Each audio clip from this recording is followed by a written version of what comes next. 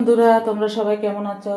তো বন্ধুরা আশা করি তোমরা সবাই ভালো আছো। সুক্লাস বেঙ্গলি ঘরানাতে সবাইকে স্বাগত।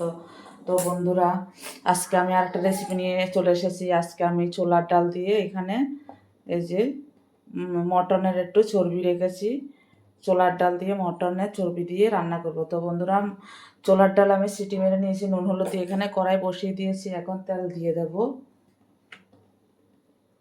সর্ষের তেল দিয়ে দিলাম।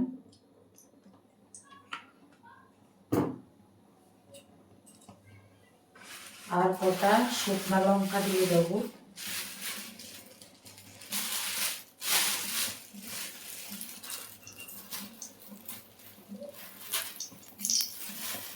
কটা শুকনো লঙ্কা দিয়ে দিই।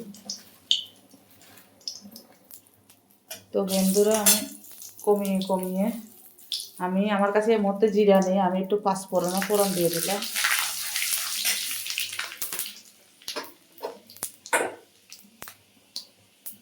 তারপর আদা রসুন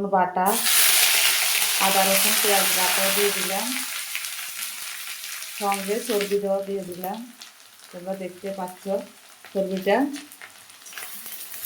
ফ্রিজে রেখেছিলাম, তা একটু দলা দলা হয়েছে। আর কয়েক কোটা রসুনের দানা দিয়ে দিলাম, গোটা গোটা থাকবে, খেতেও ভালো লাগবে।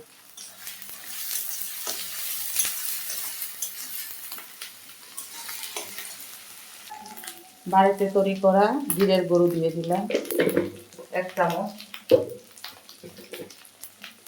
বাড়িতে তৈরি করা ধনের গুঁড়ো দিয়ে দিলাম 1 চামচ।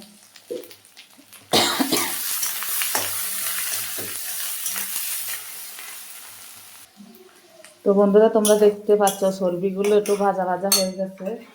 এখন আমি ছোলার ডালটাকে এই যে সিটি মেরে রেখেছি সেটাকে আমি দিয়ে দেব।